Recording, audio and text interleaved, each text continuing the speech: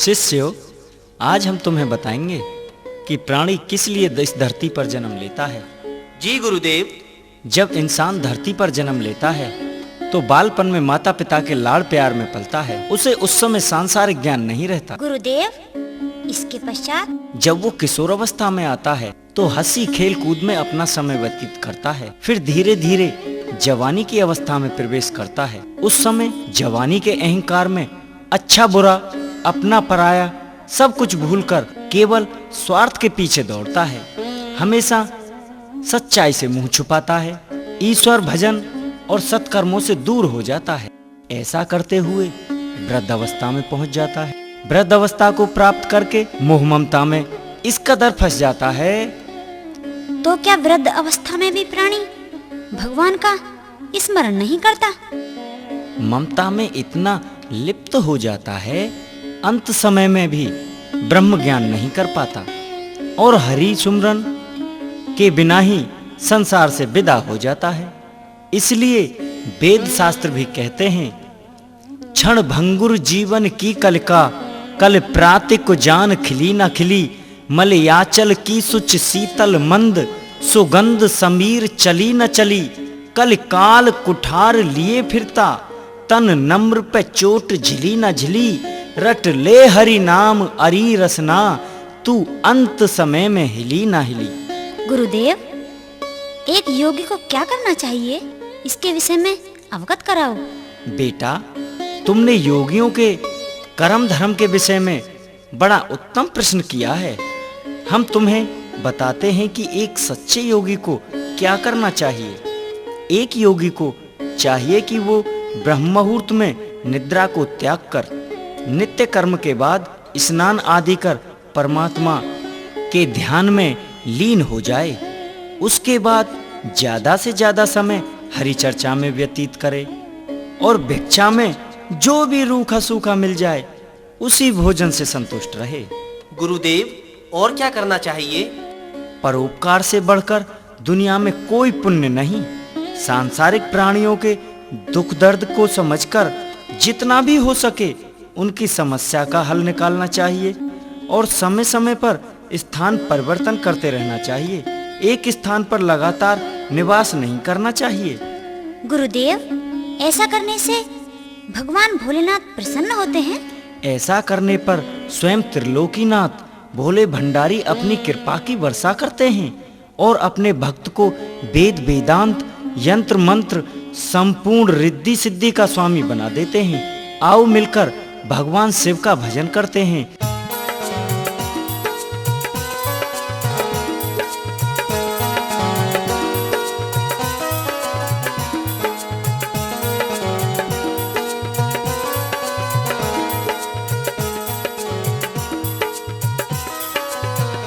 निर्बल के प्राण पुकार रहे, भोलेनाथ हरे, भोलेनाथ हरे। निर्बल के प्राण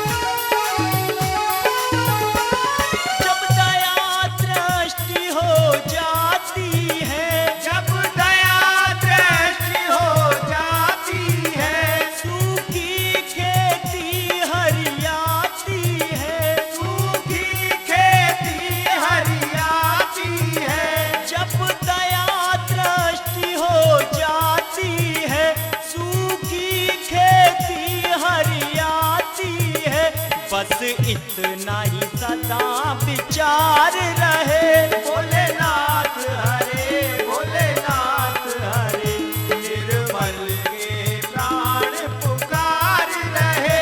भोलेनाथ हरे, भोलेनाथ हरे।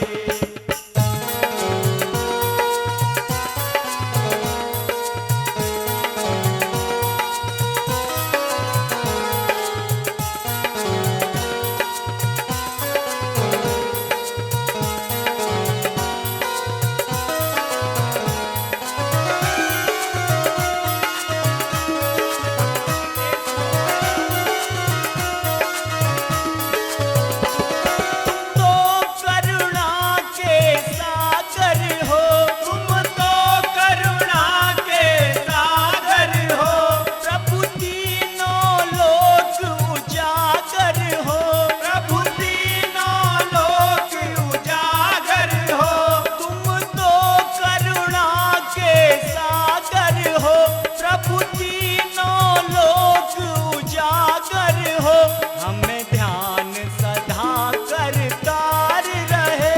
भोलेनाथ हरे, भोलेनाथ हरे, निर्बल के प्राण पुकार रहे। भोलेनाथ हरे, भोलेनाथ हरे, निर्बल के प्राण पुकार रहे। भोलेनाथ हरे, भोलेनाथ हरे, निर्बल के प्राण पुकार रहे। भोलेनाथ हरे, भोलेनाथ हरे, निर्बल के प्राण पुकार रहे। भोलेनाथ हरे, भोलेनाथ हरे, भोलेनाथ हरे, भोलेनाथ हरे, भोलेनाथ हरे, भोलेनाथ हरे। भोजन का समय हो लिया, चलो भिक्षा के लिए चलते हैं। गुरुदेव, आप भिक्षा मांगने जाएंगे? हाँ बेटे, यही तो साधु का कर्म है। साधु कभी भी अपने पास धन अर्जित करके नहीं रखते। नित्य प्रति भिक्षा में जो भी भोजन मिलता है उसी से बड़े प्रेम पूर्वक आनंद लेते हैं। तब तो आप मुझे आज्ञा दीजिए, मैं घर घर जाकर अलग जगाऊंगा और आपके लिए भोजन सामग्री एकत्र करके लाऊंगा। नहीं गोरखनाथ, अभी तुम्हारी अवस्था भिक्षा मांगने की नहीं है। हाँ, उचित समय आने पर स्वयं गुरुदेव ही तुम्हें भिक्षा को जाने की आज्ञा देंगे। गुरु भाई, आप ठीक कहते हैं, परंतु आप मुझे जितना छोटा समझ रहे हैं, वास्तव में मैं इतना नादान बच्चा नहीं हूँ। परंतु बेटे, हम अभी तुम्हें इसकी आज्ञा नहीं दे सकते। तुमसे किस समय पर क्या करवाना है हम जानते हैं। तुम इसकी जिद मत करो। गुरुदेव, मैं आपका शिष्य हूँ और गुरु शिष्य के अनमोल बंधन भली भांति जानता हूँ। बेटा, अभी तुम इस संसार से परिचित नहीं हो। यहाँ हर प्राणी एक जैसा नहीं है और उनकी भावनाएं भी भिन्न भिन्न हैं। गुरुदेव, हमें उनकी भावना से क्या काम? हमें तो अपने लक्ष्य की प्राप्ति का ध्यान रखना है। गोरखनाथ, तुम नहीं जानते, जब हम गांव-गांव, घर-घर अलग जगाते हैं तो लोग तरह-तरह की बातें करते हैं।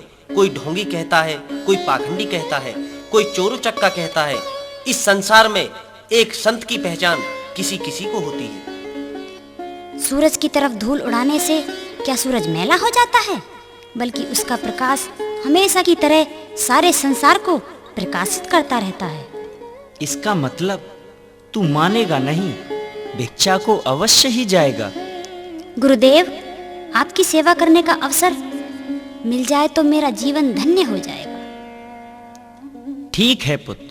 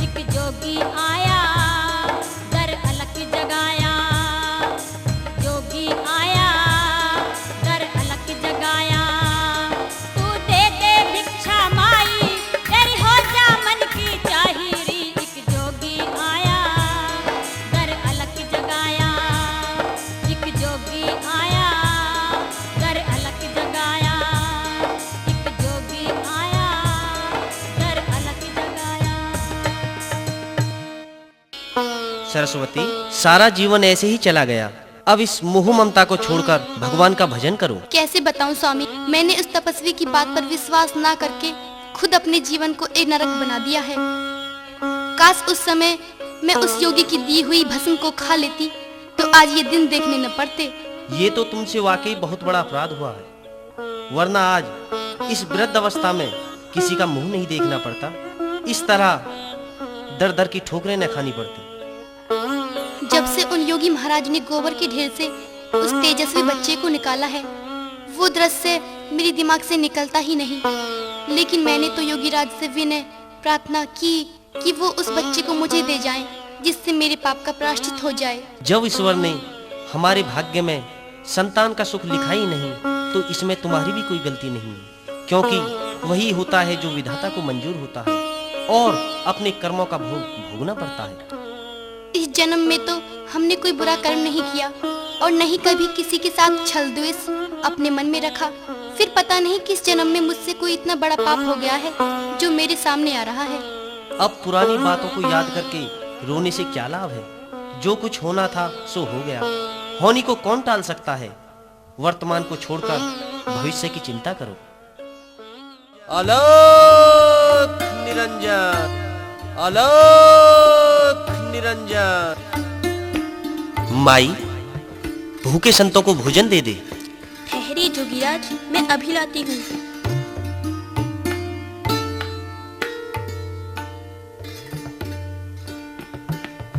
ये लीजिए जोगीराज।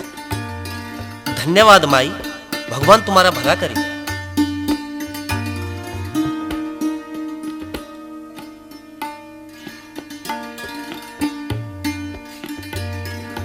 लो गुरुदेव, भोजन ग्रहण कीजिए। आ गया बेटा, ला। आज तो भूख भी बड़ी जोर से लगी है।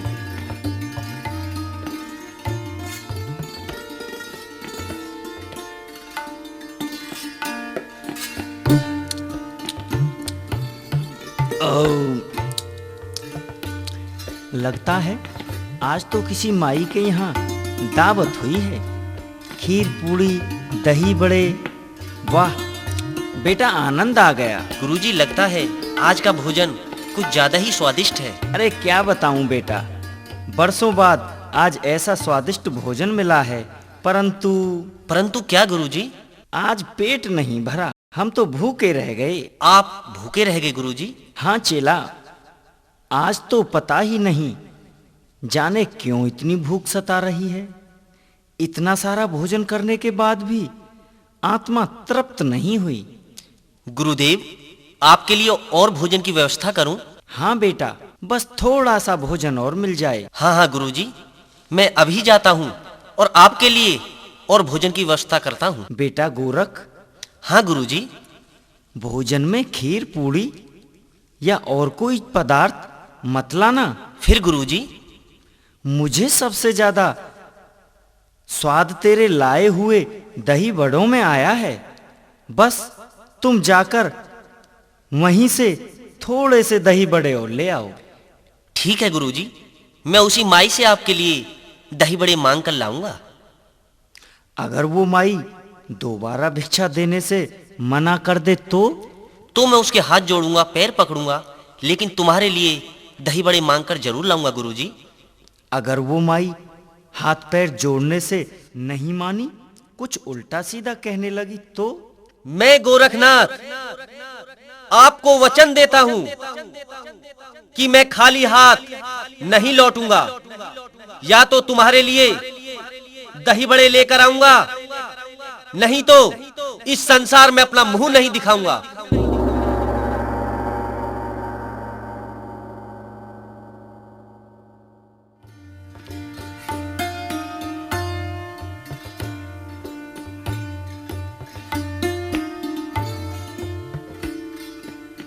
अलख निरंजन, अलख निरंजन, अलख निरंजन। ए, तू फिर आ गया? हाँ माता। लेकिन मैंने तुझे अभी ढेर सारा भोजन दिया था, उससे तेरा पेट नहीं भरा। माई, तुम तो किसी उच्च कुल की कन्या लगती हो। कितना स्वादिष्ट भोजन बनाती हो। गृह कार्य में तुम बड़ी कुशल हो माता। तुम्हारे हाथ का भोजन बना हुआ खाने वाला तो अपनी उंगलियां चाटता रह जाए। मुझे लगता है तुम्हारे पतिदेव जरूर भूखे रह जाते होंगे। क्यों? क्या मैं अपने पति को पेट भर भोजन नहीं देती? अरे आप तो नाराज हो गई माता, मेरा ये मतलब नहीं। फिर ये बात कहने का तेरा क्या मतलब है? मैं तो कह रहा था इतना स्वादिष्ट भोजन करने वाले का पेट तो भर जाता है परंतु मन नहीं भरता। अच्छा, तो मैं अब समझी। तो तू भोजन की प्रशंसा करने आया है? ना ना ना ना, दोबारा आने का प्रयोजन तो माता कुछ और ही है। तो फिर इधर उधर की बातें न करके अपने आने का कारण बता। मैंने तुम्हारा दिया हुआ भोजन अपने गुरुदेव को जाकर के दिया। उन्होंने बड़े प्रेम से भोजन को ग्रहण किया। उन्हें उस भोजन में इतना आनंद आया माता। और तुम्हारे हाथ के बनाए हुए दही बड़े तो गुरुजी को इतने अच्छे लगे कि क्या बताऊं। आप मुझे थोड़े से दही बड़े और दे दो माता। अच्छा, तो अब समझी। तू देखने में सीधा साधा भोला भाला मालूम पड़ता है, उतना ही तेज और चालाक है। सारे भोजन को खुद हड़प कर पेट नहीं भरा तो गुरुजी का बहाना बना रहा है। तू तो पक्का छलिया है, छलिया। नहीं नहीं माई, मैं सत्य कह रहा हूं, मेरा विश्वास करो। मैं तेरी इन झूठी सच्ची बातों में नहीं आने वाली। मैं रोजाना तेरे जैसे ढोंगी पाखंडियों को ही देखती हूँ। नहीं नहीं माई, मैं कोई ढोंगी पाखंडी नहीं बल्कि एक सच्चा संत हूँ। आहा, बड़ा आया सच्चा साधु। अरे तुम जैसे चोर उचक्कों ने धन कमाने की भूख में इस तरह के भेष बनाकर साधु संतों को बदनाम कर रखा है। दही बड़े तो क्या, तुम्हें एक अन्न का दाना भी नहीं मिलेगा। माई ऐसा मत कहो, वरना मेरे गुरु भूखे रह जाएंगे। और अगर मेरे गुरु भूखे रह गए तो मुझे बहुत बड़ा पाप लगेगा। अच्छा, तो तू पुण्य पाप को भी समझता है। और तू जो ये भगवा बाना पहनकर दुनिया को धोखा दे रहा है, इसमें पुण्य समझता है। मैंने तुझे भली भांति पहचान लिया है। तू साधु के रूप में कोई बहरूपिया है। मेरे लिए तुम जो चाहो कह लो माता, परंतु मेरे गुरुदेव के लिए थोड़ा सा भोजन और दे दो। मैं तुम्हारे हाथ जोड़ता हूँ, तुम्हारे पांव पड़ता हूँ माता, बस थोड़ा सा भोजन दे दो। मैंने कह दिया, दोबारा भोजन नहीं दूंगी। चाहे इसके लिए तुम मेरे पांव पकड़ो या हाथ जोड़ो। चल भाग जा मेरे दरवाजे से।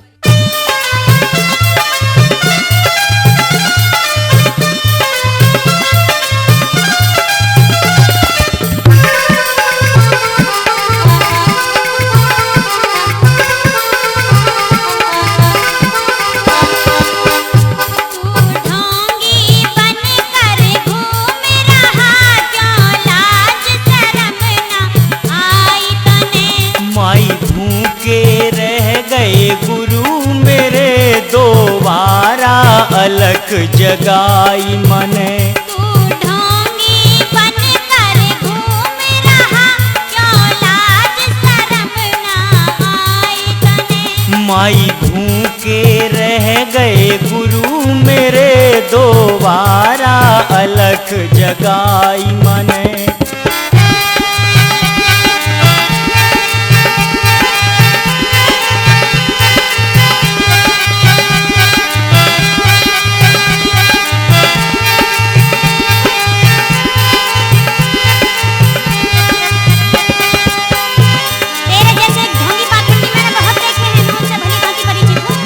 नहीं माई, आप ऐसा मत कहिए।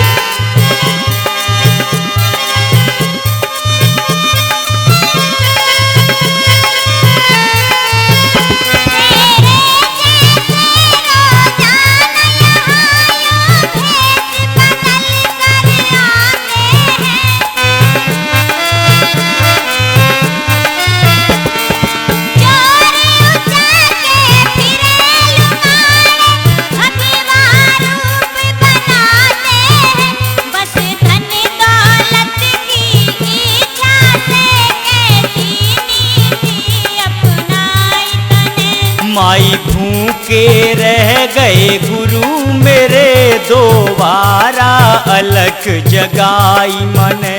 तू ढोंगी बनकर घूम रहा, क्यों लाज शर्म ना आई तने। माई भूखे रह गए गुरु मेरे, दोबारा अलख जगाई मने।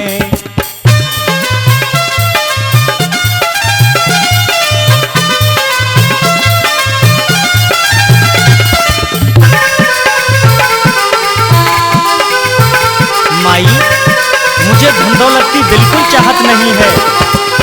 धन दौलत जुटाने के लालच में तू तरह तरह के भेष बना के फिर रहा है। तेरा माल खजाना ना चाहिए, सच्चा योगी सन्यासी हूँ। घर बार छोड़ के घूम रहा, कोई चोर नहीं बनवासी हूँ। निज सत मार्ग पर चलूं सदा, मेरे गुरु ने सीख पढ़ाई मने। तू ढोंगी बनकर घूम रहा, क्यों लाज शर्म ना आई तने। माई भूखे रह गए गुरु मेरे, दोबारा अलख जगाई मने।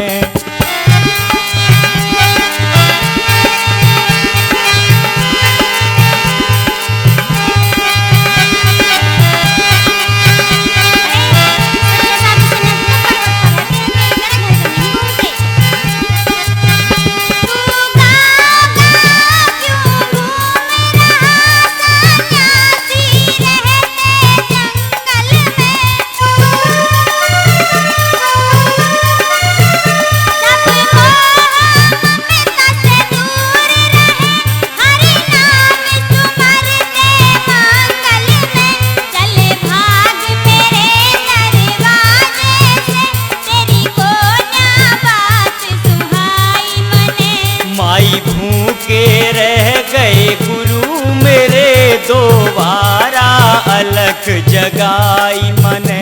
तू ढोंगी बनकर घूम रहा, क्यों लाज शर्म ना आई तने।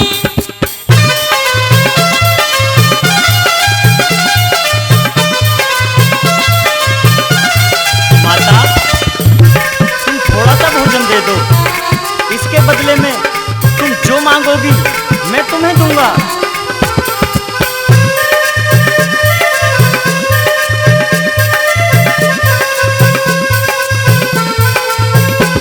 थोड़े भोजन के बदले में तेरी मन की चाही कर दूं मैं।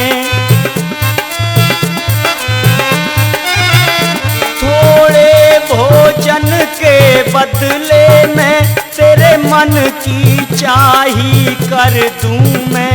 अजमाना भूपेंद्र चाहे, तेरी इच्छा पूर्ण कर दूं मैं। है गोरखनाथ का वचन यही, ले कसम गुरु की खाई मने।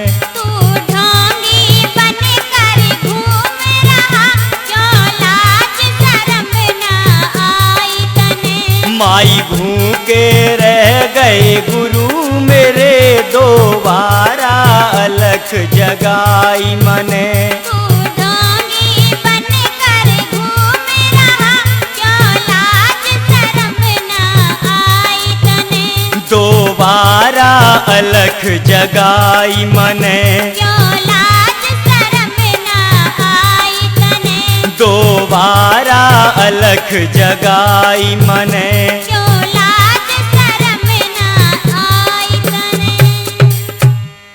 गुरुदेव, गोरखनाथ अभी तक लौटे नहीं।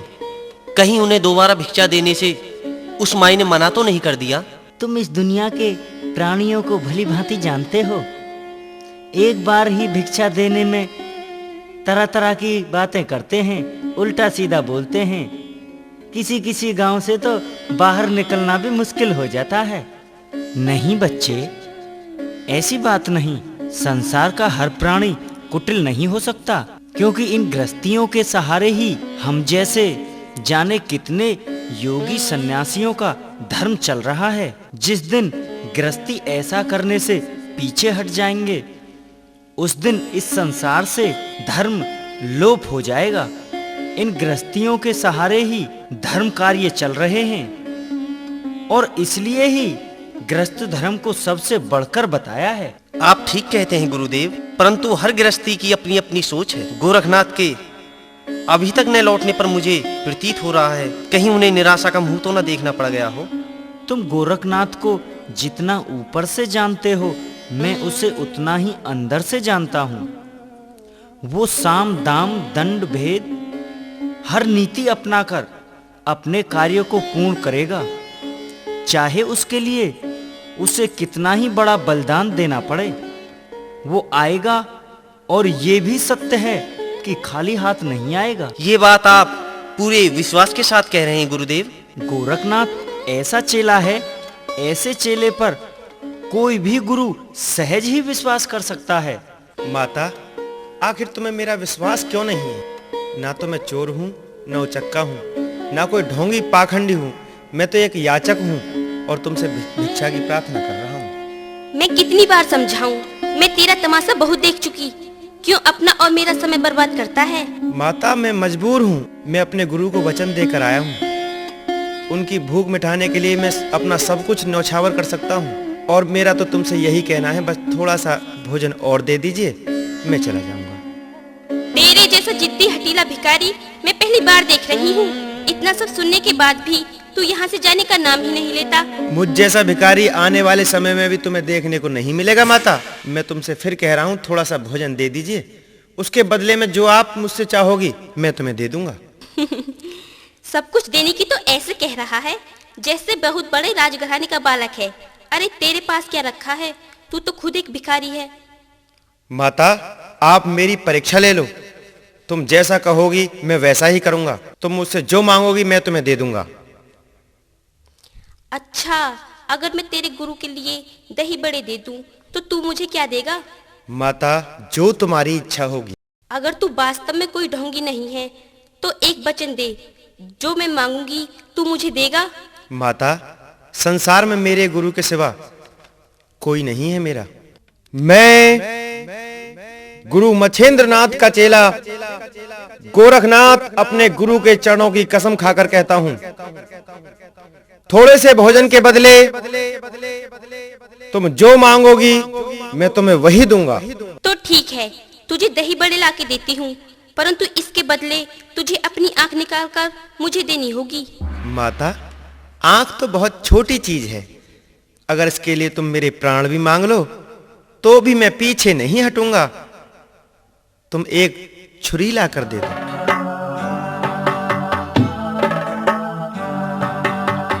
ये ले, तू आंख निकाल कर रख, मैं तेरे लिए दही बड़े ला के देती हूँ। ठीक है माता।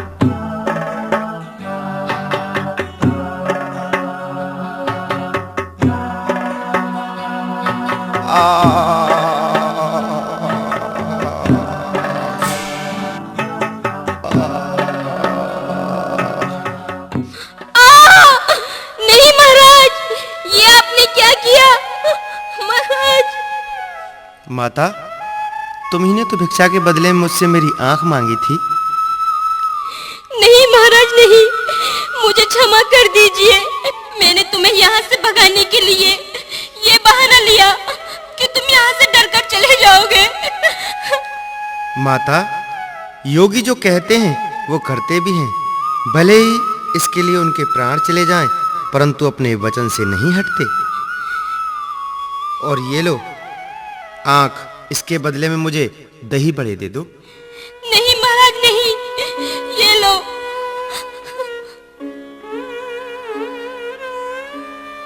आंख लो माता। मुझे तुम्हारी आंख नहीं चाहिए, मैं पावन हूँ। महाराज, आप मुझे अपने श्राप से भस्म कर दीजिए। नहीं नहीं माई, आप ऐसा मत कहिए। तुमने मेरे गुरु के लिए दोबारा भोजन दिया है, इससे मेरे हृदय में तुम्हारे लिए पहले से ज्यादा सम्मान हो गया है।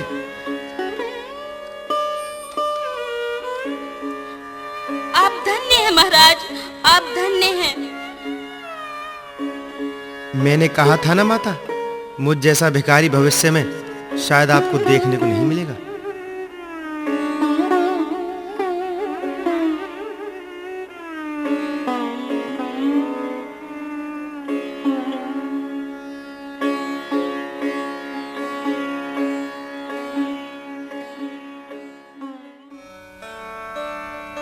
ये लीजिए गुरुदेव, दही बड़े।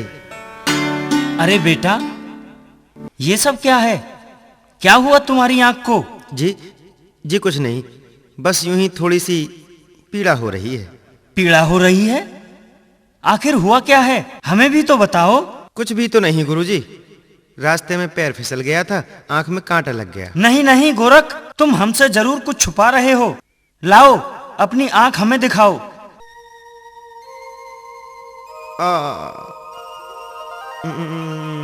ये क्या, तुम्हारी आंख कहाँ चली गई? बेटे बेटे गोरख, हमें साफ साफ बताओ, तुम्हारी आंख कहाँ है? ये रही गुरुजी मेरी आंख।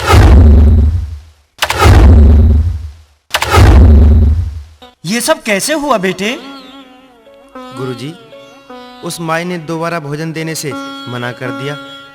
फिर मैंने ज्यादा जिद की तो उसने भोजन के बदले में आंख मांग ली। तो फिर मैंने आंख निकाल ली, लेकिन वो माता भी बड़ी अजीब निकली। उसने भोजन के बदले में आंख ली ही नहीं गुरुदेव। कौन है वो दुष्ट स्त्री? मैं इसी समय उसे भस्म कर दूंगा। नहीं नहीं गुरुदेव, आप उसे क्षमा कर दीजिए, क्योंकि ऐसा करने के बाद वो स्त्री बहुत बिलखी, बहुत पछताई। आप अपने क्रोध को शांत करें गुरुदेव, शांत कीजिए। लाओ गोरख, मैं अपनी मंत्र शक्ति से तुम्हारी आंख फिर से ठीक किए देता हूं।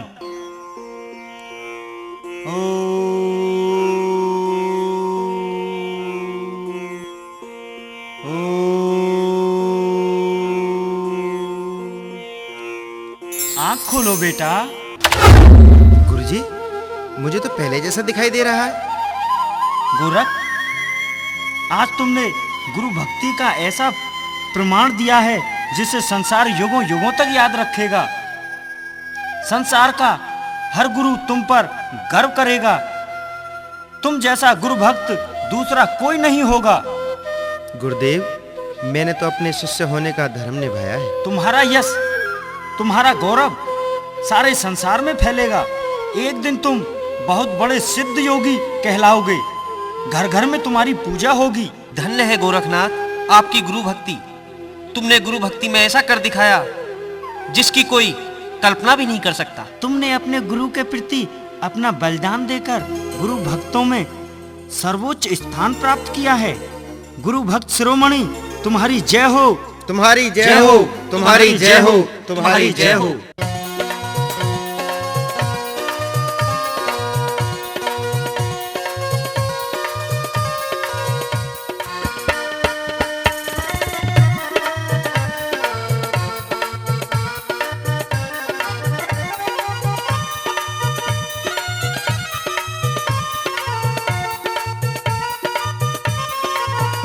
तुझे दुनिया याद करे गोरख, तेरी गुरु भक्ति का क्या कहना। तुझे दुनिया याद करे गोरख, तेरी गुरु भक्ति का क्या कहना। तुझे दुनिया याद करे गोरख, तेरी गुरु भक्ति का क्या कहना। तुझे दुनिया याद करे गोरख, तेरी गुरु भक्ति का क्या कहना। तेरी गुरु भक्ति का क्या कहना, तेरी गुरु भक्ति का क्या कहना। तुझे दुनिया याद करे गोरख, तेरी गुरु भक्ति का क्या कहना। तुझे दुनिया याद करे गोरख, तेरी गुरु भक्ति का क्या कहना।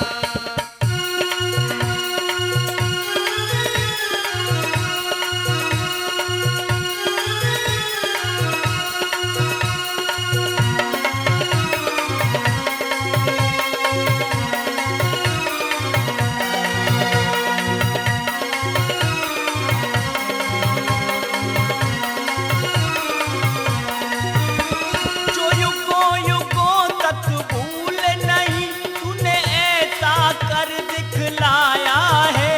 जो युगों युगों तक भूले नहीं, तूने ऐसा कर दिखलाया है। जो युगों युगों तक भूल नहीं, तूने ऐसा कर दिखलाया है।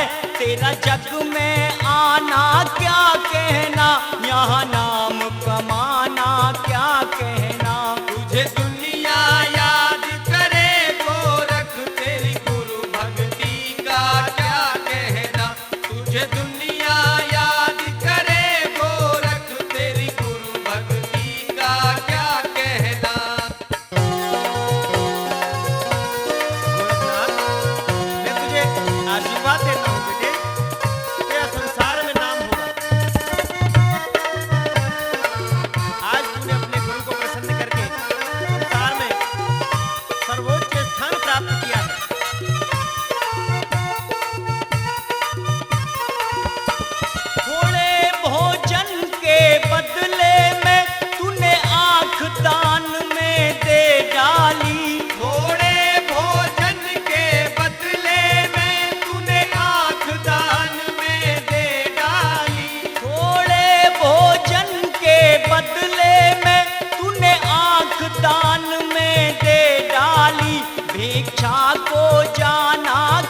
कहना, निज वचन निभाना क्या कहना।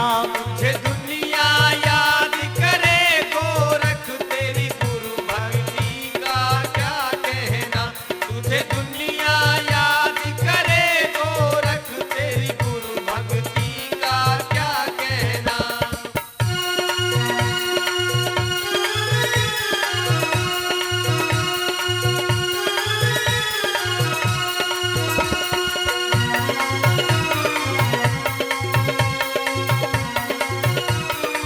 तेरे जैसे शिष्य पर संसार में प्रत्येक गुरु गर्व करेगा बेटे।